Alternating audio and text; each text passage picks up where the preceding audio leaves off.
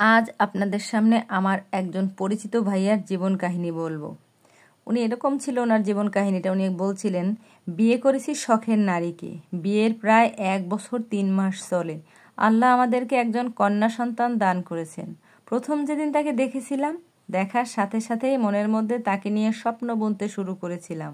সে আমার দেখা পৃথিবীর সবচেয়ে সুন্দরী একটা মেয়ে, কিন্তু সে আমাকে সেই শুরু থেকেই পছন্দ করে না। যাই হোক, অনেক কাঠখড় পুড়িয়ে তাকে আমার করে নিয়ে আসি।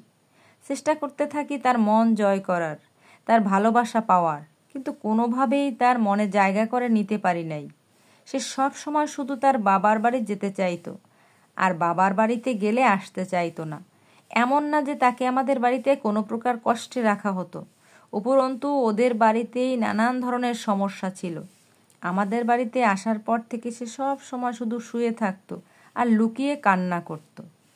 অনেক বেশি আদর ভালোবাসা দিয়ে অনেক বোঝানোর পর বিয়ের প্রায় 2 মাস পর সে বাচ্চা নিতে রাজি হয়েছে। তারপর থেকে সে আগের চেয়ে কিছুটা সহজ হয়েছে আমার সাথে, কিন্তু সেই আগের মতোই শুধু বাবার বাড়ি যেতে চায়, আর গেলে সহজে আসতে চায় না। আমি যখন বলতাম তোমাকে ছাড়া আমি থাকতে পারবো না, তখন বলতো তুমিও আমার সাথে চলো। তারপর আমি তাকে বলেছিলাম, তোমাদের বাড়িতে আমার অনেক কষ্ট হয়, শীতে প্রচণ্ড শীত, আর গরমে সিদ্ধ হয়ে যাওয়ার মতো গরম।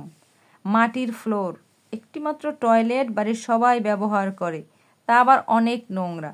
সেই পুকুরে সবাই গোসল করে, জামা কাপড় ধোয়, ময়লা আবর্জনা ফেলে, সেই একই পুকুরে পানি দিয়ে তোমাদের বাড়িতে রান্না করে।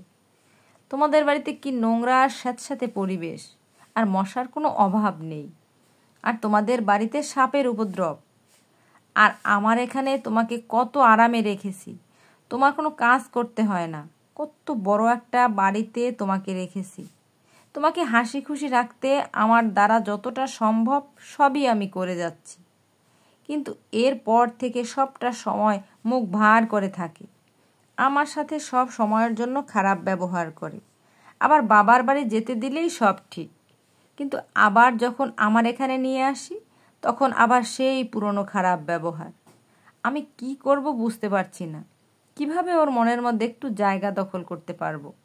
আমি ওর জন্য সব কিছু করতে পারি, যেমন বিয়ের পর থেকে আজ পর্যন্ত ওকে রোজ রান্না করে নিজ হাতে খাওয়াচ্ছি, রোজ ঘুমানোর আগে ওর চুল বেনি করে দিচ্ছি, মাঝে মাঝে ওকে জোর করে সাজিয়ে দেই, ওকে নিয়ে ঘুরতে বের হই, ওকে রোজ বাড়ি ফেরার সময় ফোন দিয়ে জিজ্ঞেস করি তোমার কি কিছু খেতে ইচ্ছা করছে, তোমার জন্য কি আনবো।